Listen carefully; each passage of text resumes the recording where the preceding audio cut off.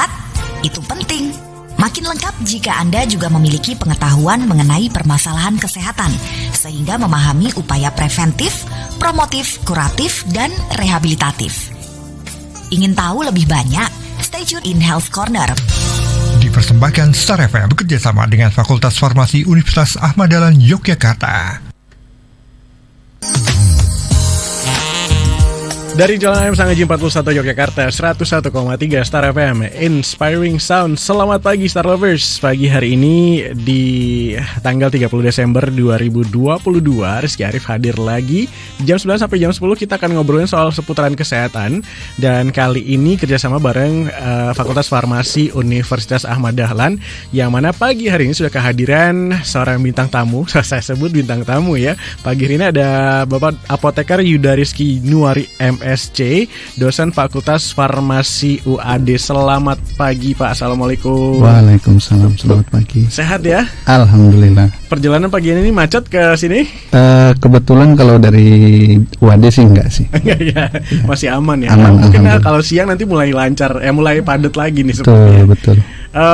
Pak Yuda, Pak Yuda benar ya Pak Yuda? Betul. Pagi hari ini kita ngobrolin soal antibiotik. Nah, antibiotik itu kan berarti anti sama biotik. Ini ada dua kata yang secara orang awam nih, saya nggak tahu nih, itu adalah salah satu obat yang mencegah begitu ya? Atau bagaimana ini ininya? Oke. Kita mulai dari definisi dulu berarti ya. Antibiotik sendiri sebenarnya adalah obat yang memang dikhususkan untuk mengobati infeksi ya, terutama infeksi bakteri. Sehingga sebenarnya ini menjawab bahwa antibiotik itu tidak diperuntukkan untuk kasus-kasus infeksi di luar bakteri seperti virus terutama ya. Jadi kayak misalnya flu itu tidak termasuk dalam kategori kondisi yang bisa diobati dengan antibiotik, karena flu sendiri sebenarnya disebabkan oleh virus.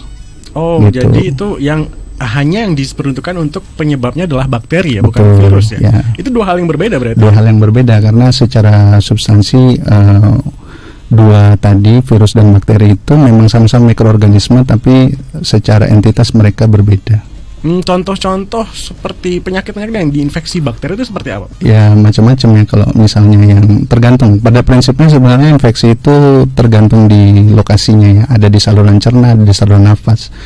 Misal kalau kita di saluran cerna itu misalnya tipes itu ya. Kalau di saluran nafas misalnya bronkitis itu termasuk di dalam situ. Kalau yang sudah infeksi ya. Kemudian TBC itu masuk dalam kategori penyakit-penyakit yang infeksi disebabkan karena bakteri gitu. Dan banyak sebenarnya. Tapi kalau hanya flu misalnya, pilek dan sebagainya, itu biasanya memang disebabkan oleh virus sih. Oh, berarti kalau cuman batuk pilek yang biasa karena musim pergantian biasanya itu hanya virus ya? Betul. Memang harus dicek dulu ya, karena standarnya adalah antibiotik ini kan hanya boleh diberikan oleh dokter menggunakan resep ya. Jadi dia tidak boleh dibeli secara bebas gitu, karena termasuk dalam kategori obat keras.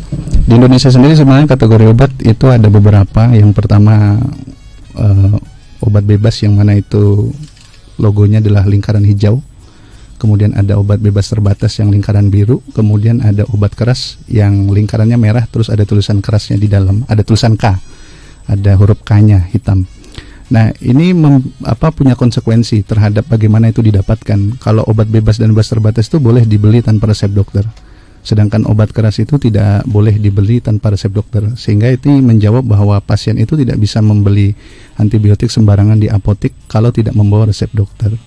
Gitu. Nah, untuk obat keras sendiri artinya karena ini tidak bisa diberi oleh resep dokter, sehingga tidak bisa pembeliannya itu berdasarkan pada inisiatif pasien itu sendiri, karena ada kondisi-kondisi tertentu, ada asesmen tertentu sampai seseorang itu bisa diresepkan antibiotik tertentu gitu ya. Karena antibiotik itu tidak satu untuk semua gitu. Jadi tidak semua infeksi bakteri bisa digunakan antibiotik jenis tertentu. Tapi antibiotik itu sendiri juga punya identitas yang mana antibiotik jenis tertentu mungkin hanya untuk infeksi karakteristik seperti ini, seperti itu dan sebagainya. Dan pilihan-pilihan itu yang tahu adalah dokter.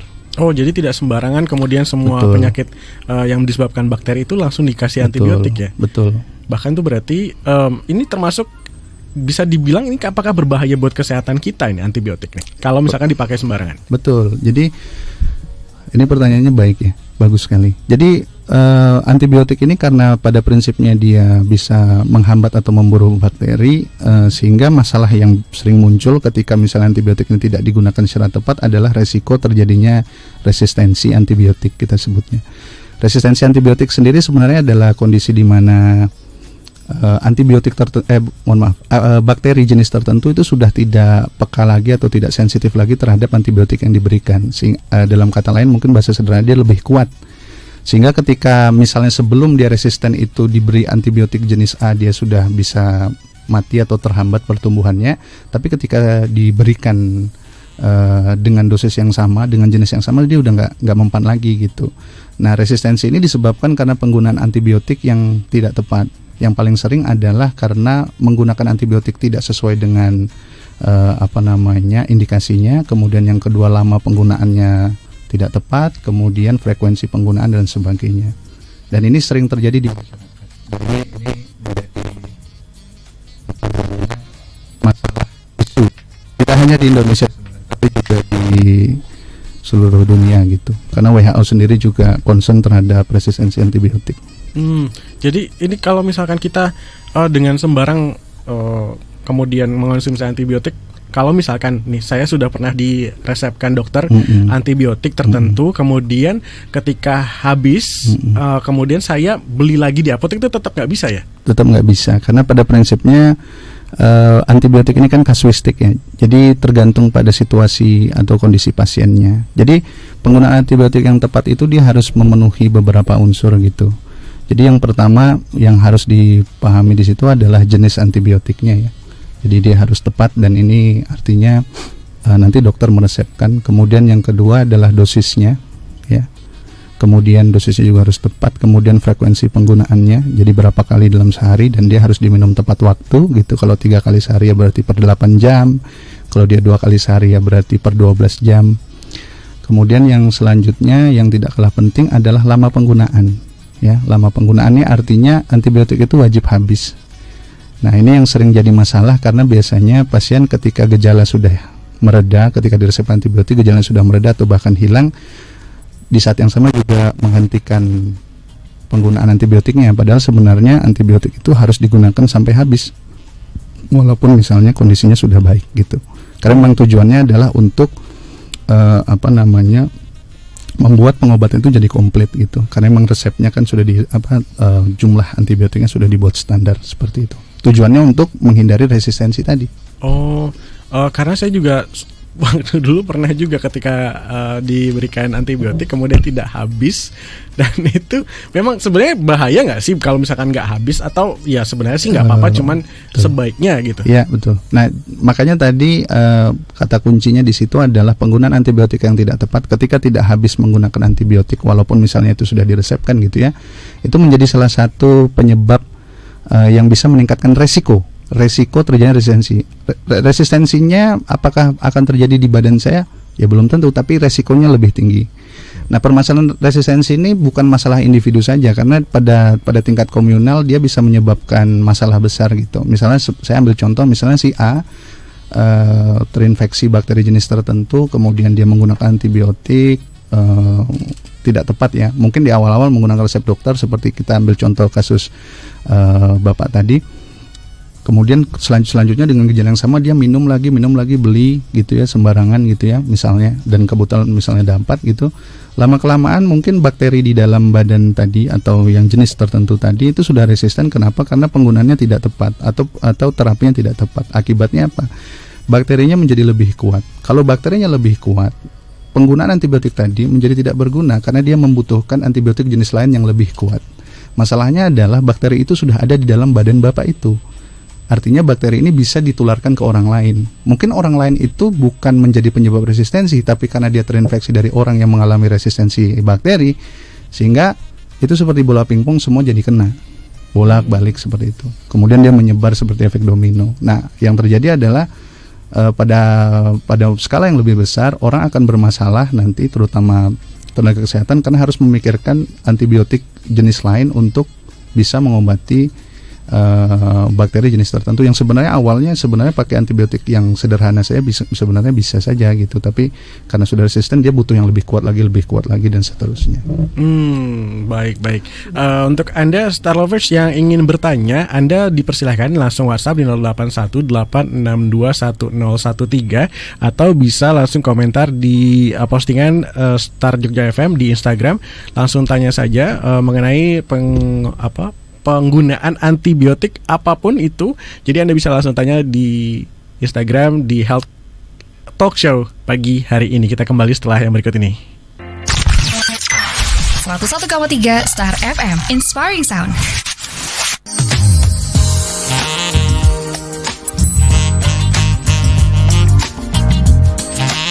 101,3 Star FM, Inspiring Sound. Kembali di Health Talk Show bareng Fakultas Farmasi UAD. Star Lovers, pagi hari ini masih ada Bapak Apoteker Yuda Rizky Nuari MSc, dosen Fakultas Farmasi UAD.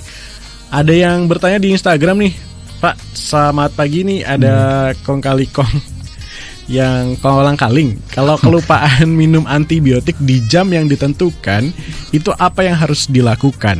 Oke, baik. Ini pertanyaannya baik sekali karena kasus yang terjadi atau yang dipertanyakan ini kan umum terjadi di masyarakat. Bagaimana kalau kita lupa minum obat? Kita kembali kepada tadi tata cara minum antibiotik yang benar ya. Salah satunya tadi adalah minum pada waktu yang tepat gitu ya, dengan frekuensi yang benar. Artinya kalau tadi 3 kali sehari berarti per 8 jam. Nah pertanyaannya adalah Pak, kalau misalnya kasusnya saya kelupaan terus gimana gitu? Ya seingatnya itu langsung minum obat. Jadi di saat dimana kita ingat kita terlupa minum obat, minum saja gitu. Kemudian nanti jam ketika minum selanjutnya disesuaikan dengan jam sebelumnya tadi, yang waktu normalnya gitu. Jadi pada prinsipnya obat itu kenapa kita harus frekuensi itu muncul itu karena masalah waktu paruh ya. Ya ini artinya kalau secara farmasinya itu memang obat itu ada momen di mana ketika dia diminum kadar di dalam darah obat itu naik sampai titik tertentu kemudian dia turun. Nah, frekuensi minum obat itu disesuaikan dengan waktu paruh ini. Berapa kali dia itu tergantung waktu paruhnya. Sehingga harapannya adalah ketika kita kadar obat itu turun, buru-buru diminum lagi. Tujuannya adalah supaya kadar obat itu terus dalam kadar terapi gitu, istilah begitu. Sehingga frekuensi minum obat yang ditanyakan tadi kalau misalnya terlupa ya langsung diminum saja seingatnya gitu.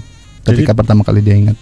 Jadi tidak harus kemudian saya lupa kemudian malah jangan malah diminum gitu. Karena ketika dia lupa itu pada prinsipnya kan kadar obat di dalam darahnya turun. Jadi dia harus cepat-cepat lagi di boost up gitu dengan minum tadi. Karena nanti kalau misalnya sudah turun terapinya menjadi tidak efektif, sehingga secara basic dia harus minum langsung, kemudian nanti yang selanjutnya mengikut pada jam awal ketika dia tidak lupa tadi. Baik. Kita jawab pertanyaan lagi nih, Pak, dari Bu Trihas yang tadi sebenarnya sudah dijawab mengenai apa benar minum antibiotik harus sampai habis, tidak boleh tersisa. Mengapa begitu? Mungkin di highlight lagi nih, Pak. Betul, oke. Jadi seperti yang sudah saya sampaikan tadi bahwa tata cara minum antibiotik yang benar salah satunya adalah meminum sampai habis. Walaupun misalnya gejalanya sudah berkurang atau bahkan sudah sembuh, memang antibiotik itu diminum sampai habis. Karena tujuan antibiotik di sini diminum itu memang ada dua. Jadi yang pertama adalah untuk mengobati gejala, kemudian yang kedua adalah untuk memastikan tidak terjadi resiko resistensi tadi. Dan dosisnya kan sudah dibuat standar dengan lama dan durasi pengobatan tadi. Jadi kepatuhan kita untuk minum sampai habis itu untuk mengakomodir atau untuk mencapai target lama penggunaan tadi. Dan itu memang harus sampai habis. Sehingga itu menggarisbawahi bahwa walaupun gejala sudah sembuh atau gejalanya sudah hilang, antibiotik tetap harus dihabiskan karena ada standar lama penggunaan tadi. Gitu. Baik, terima kasih Bu Trihas atas pertanyaannya. Dan ini mengenai efek samping yang ditimbulkan ketika kita mungkin salah satunya adalah terlalu sering mengonsumsi obat antibiotik, itu ada efek sampingnya juga nggak Pak? Iya, pada prinsipnya yang perlu digarisbawahi untuk antibiotik ini adalah resistensi tadi ya. Resistensi ini artinya adalah bakteri itu sudah tidak peka lagi terhadap antibiotik yang mungkin dulunya sebenarnya bekerja atau ampuh untuk mengobati bakteri atau untuk membunuh atau menghambat bakteri ini. Sehingga ketika misalnya seseorang terlalu sering menggunakan antibiotik ya, artinya penggunaan tidak tepat atau tidak sesuai indikasi dengan frekuensi yang sering berulang gitu, ada resiko pada waktu yang di masa depan gitu ya, dia mengalami kasus resistensi ini. Akibatnya adalah gejala-gejala tertentu yang mungkin bagi orang lain diobati dengan antibiotik tertentu bisa sembuh, tapi dengan orang ini karena bakterinya mungkin sudah mulai resistensi di dalam badannya, sehingga dia menjadi sangat sulit untuk diobati gitu, karena bakterinya sudah tahan terhadap antibiotik yang sebenarnya bagi orang lain masih nggak apa-apa gitu, masih bisa gitu. Nah, ada informasi yang saya dapat bahwa ada orang tertentu yang ketika dia mengalami efek samping dari antibiotik adalah sensitif terhadap cahaya. Apakah ada mungkin kasus seperti itu mungkin, atau ada kasus lain yang punya gejala lain yang bukan hanya resistensi antibiotik begitu? Mungkin ada ya, karena pada jenis-jenis tertentu, misalnya contohnya obat-obat TBC itu dia kan termasuk antibiotik juga ya, karena untuk Mycobacterium itu ada efek samping yang memang sudah tertulis secara teoritis akan dialami oleh seseorang itu, walaupun sebenarnya itu efek samping yang normal ya, nggak selalu mesti yang saya sebutkan tadi. Misalnya contohnya kayak warna, air seni, kemudian keringat dan seterusnya itu menjadi berwarna merah misalnya, kemudian tadi gangguan penglihatan itu salah satunya, mungkin masalah sensitif cahaya itu juga menjadi salah satu yang di highlight pada salah satu jenis obat TB gitu. Tapi pada prinsipnya adalah efek samping pada jenis-jenis obat itu berbeda-beda bergantung obatnya itu sendiri, sehingga itu harus dilihat, dicek satu persatu gitu. Dan maksudnya setiap pasien pun berbeda ya? Bisa berbeda. Jadi walaupun dengan obat yang sama, respon terhadap obat itu bisa saja berbeda gitu. Sehingga memang ketika misalnya mengalami, setelah minum obat kemudian mengalami kondisi-kondisi tertentu yang mungkin dirasa berbeda, artinya kok sepertinya saya bukan malah baik, malah cenderung memburuk, ya dilaporkan saja, langsung menghubungi tenaga kesehatan terdekat, dalam hal ini dokter sih. Karena memang di kita juga di standar pelayanan itu juga ada salah satunya monitoring efek samping obat ya, MESO istilahnya.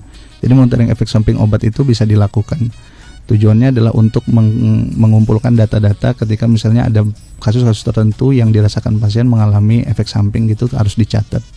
Karena itu bisa menjadi bahan evaluasi nanti untuk tingkat yang lebih tinggi. Oh, jadi ketika kita punya efek samping tertentu bisa lapor aja mengenai hal tersebut. Betul. Karena bisa mengkonfirmasi dua hal ya. Pertama, apakah efek samping itu memang wajar terjadi ketika menggunakan obat jenis tertentu, atau jangan-jangan ini tidak terkait sama sekali, atau bahkan yang ketiga kemungkinannya mungkin ini efek samping yang belum pernah dilaporkan. Nah itu sehingga bisa nanti masuk dalam laporan monitor efek samping obat tadi. Kalau dikaitkan sampai ke ranah produsen nanti panjang sih, karena nanti kaitannya dengan post marketing surveillance, sehingga mereka pada evaluasi itu akan lebih nanti menuliskan kembali apa saja yang mungkin terjadi gitu. Kalau misalkan begini Pak, kita punya saudara yang di rumah itu sudah mengonsumsi obat antibiotik, kemudian masih ada cukup banyak, dan walaupun ya bisa dibilang harusnya sih habis ya, tapi masih ada sisa. Kemudian ada keluarga lain yang mengalami gejala yang sama, kemudian dia mengonsumsi antibiotik itu, bagaimana? Ya, ini jadi masalah. Jadi pada prinsipnya ada beberapa strategi terkait dengan bagaimana cara menggunakan antibiotik yang benar ya. Yang pertama itu kita bisa menggunakan strategi 5T ya. Salah satunya nanti menjawab pertanyaan tersebut, salah satu poinnya. Yang pertama adalah tidak membeli antibiotik sendiri tanpa resep dokter. Kemudian yang kedua, tidak menggunakan antibiotik untuk selain penyakit infeksi bakteri. Ini artinya menjawab kalau misalnya seseorang itu kena flu ya, itu artinya tidak perlu antibiotik, kecuali misalnya flu tersebut menyebabkan infeksi baru yang terkonfirmasi infeksi bakteri, maka infeksi bakterinya itu yang diobati dengan antibiotik, bukan flu-nya. Kemudian yang ketiga adalah tidak menyimpan antibiotik untuk persediaan di rumah. Nah ini yang keempat saya lanjutkan dulu, karena 3 dan 4 ini saling terkait.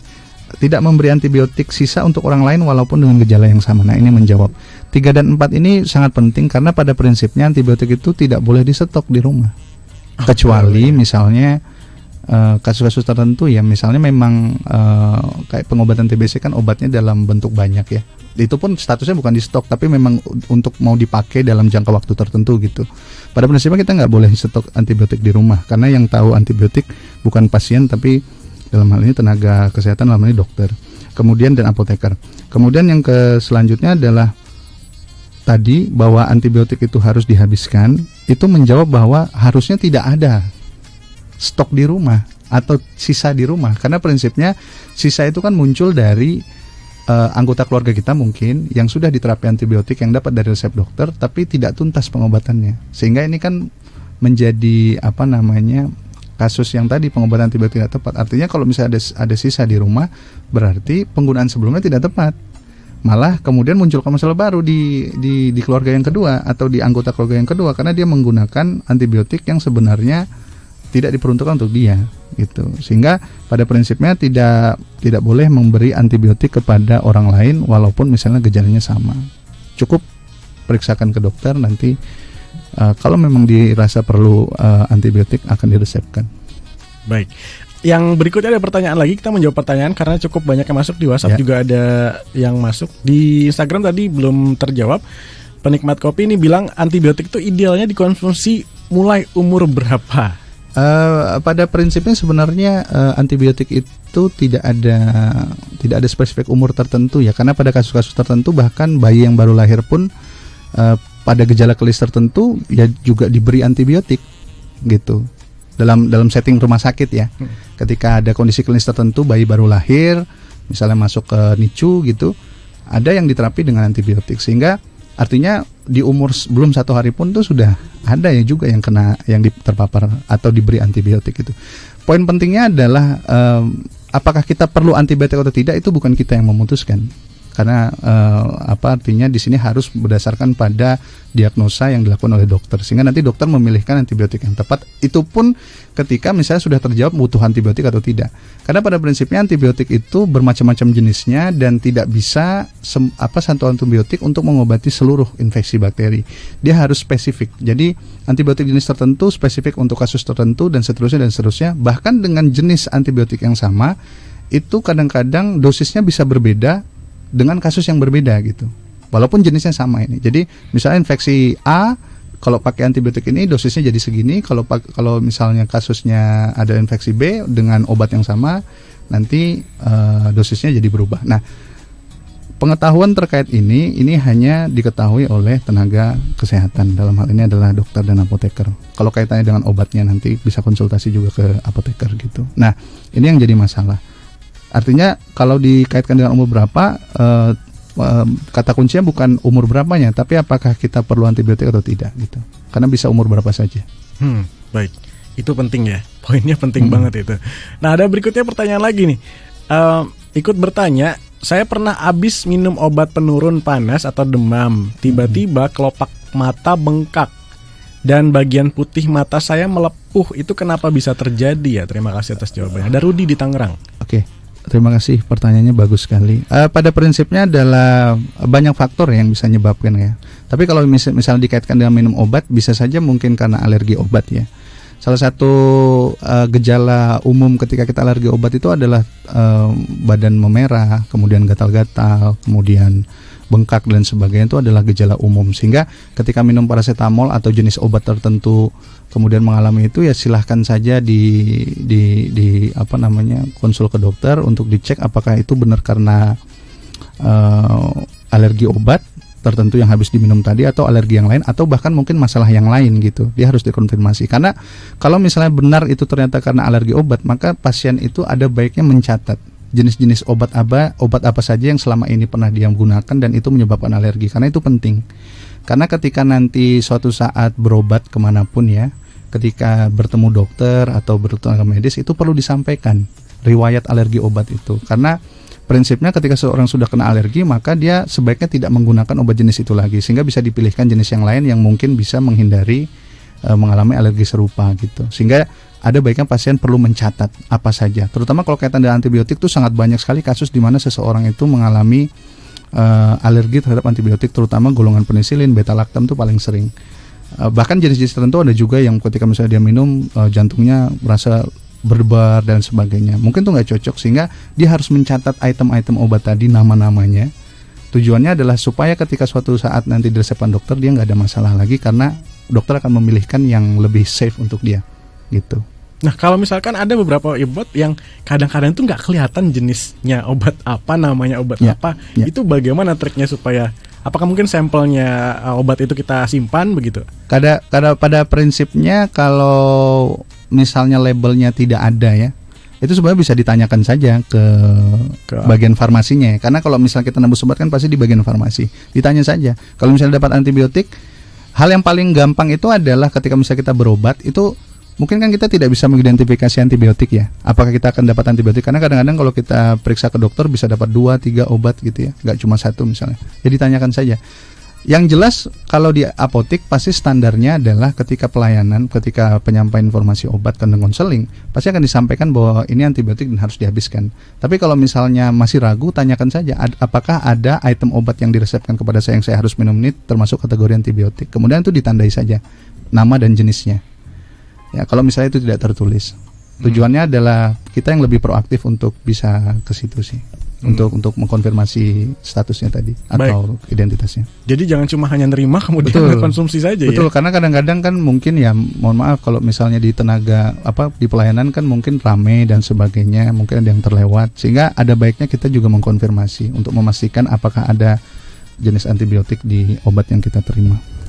Kasus resistensi itu apakah hanya terjadi ketika kita mengonsumsi obat antibiotik atau obat-obatan lain sebenarnya bisa juga resiko itu terjadi gitu. Kita terlalu sering mengonsumsi paracetamol kemudian kita lama-lama jadi ini, itu ada nggak sih, Pak?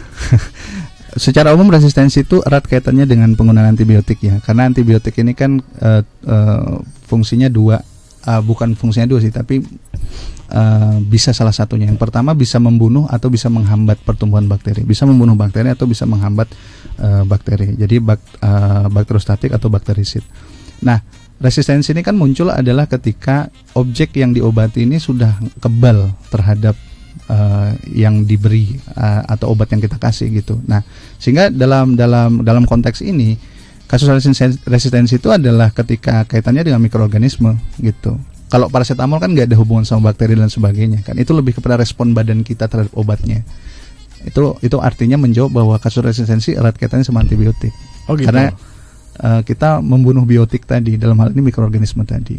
Oh baik. Tapi kalau ada kasus soal bukan resistensi mungkin ya sebutannya ya.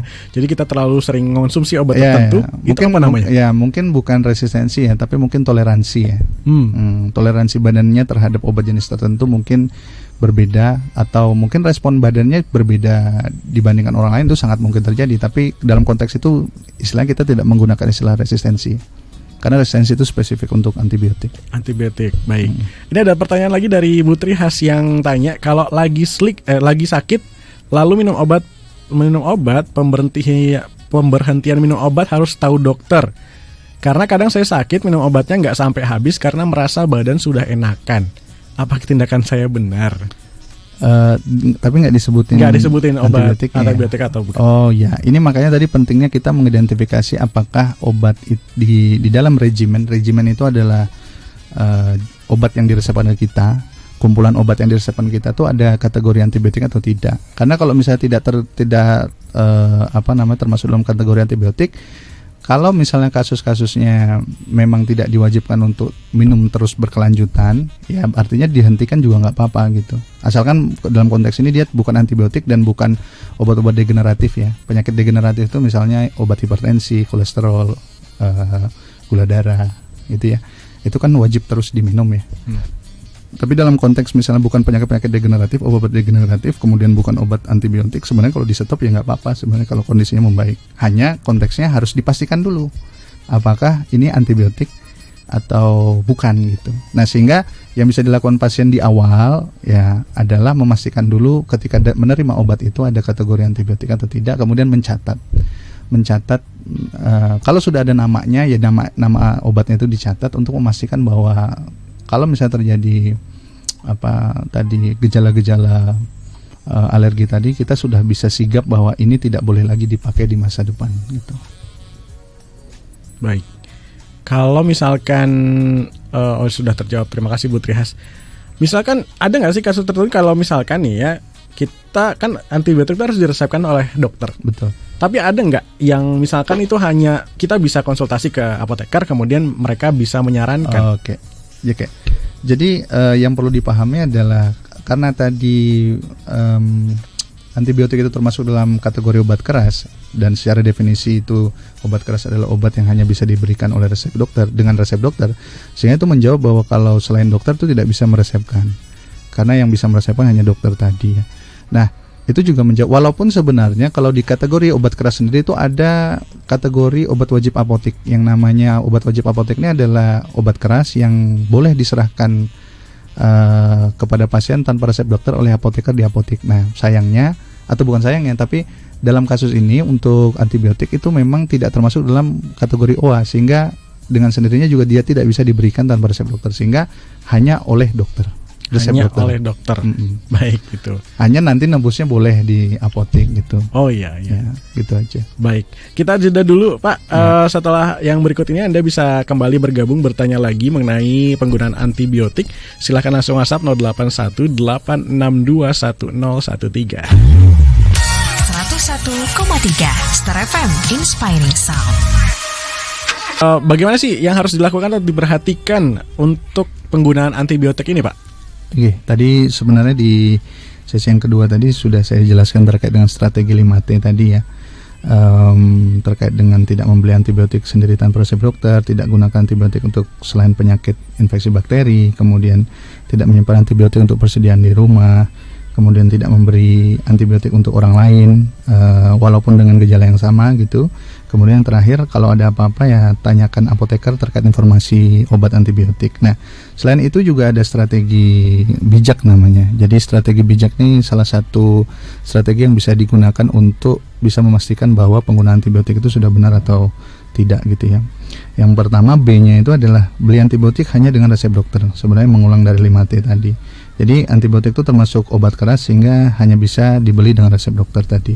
Kemudian yang kedua, ikuti petunjuk penggunaan antibiotik. Jadi ikuti cara pakainya, ikuti dosisnya, frekuensi pemberian per hari, kemudian durasi pemakaian, dan kewajiban untuk menghabiskan antibiotik tersebut. Kemudian jangan buang antibiotik sembarangan ya, dan harus dibuang bersama dengan kemasannya, dan kalau ada labelnya etiketnya, label kemasannya harus dihilangkan.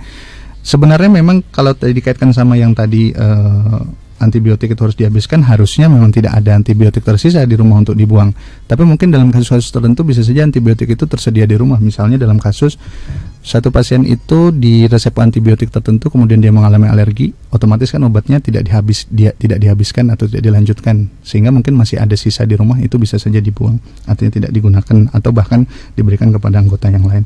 Kemudian yang A-nya adalah awasi penggunaan antibiotiknya di rumah ya. Jadi jangan diberikan antibiotik kepada orang lain meskipun gejalanya sama, kemudian harus dihabiskan walaupun gejala penyakitnya sudah hilang. Yang terakhir, konsultasi ke dokter kalau dalam waktu 3 hari gejala masih ada gitu. Baik, terima kasih Pak Yuda atas informasinya pagi hari ini mengenai penggunaan antibiotik, dan rata-rata memang kita harus aware banget, dan sekali lagi itu poin pentingnya adalah konsultasi ke dokter ya itu ya. Karena kalau enggak ya berbahaya buat kesehatan kita. Terima kasih sudah hadir ke sini. Lain kesempatan mungkin ada informasi yang mau disampaikan lagi? Ya, intinya kalau perihal dengan antibiotik ini memang harus dengan resep dokter. Kemudian pertanyaan-pertanyaan apapun terkait dengan obat termasuk antibiotik ini bisa Bapak Ibu tanyakan ke apotek-apotek terdekat, karena di apotek-apotek terdekat nanti akan ada apoteker yang siap menjawab pertanyaan Bapak Ibu terkait dengan informasi-informasi obat yang bisa bermanfaat bagi Bapak Ibu selama mengkonsumsi obat di rumah. Saya rasa mungkin itu saja. Baik, terima kasih. Selamat pagi, selamat melanjutkan aktivitas. Terima kasih. Terima kasih Star Lovers yang sudah bergabung di pagi hari ini di Health Talk Show bareng ke Fakultas Farmasi UAD. Sampai ketemu di lain kesempatan. Selamat pagi, sampai jumpa. Terima kasih Anda telah mendengarkan Health Corner.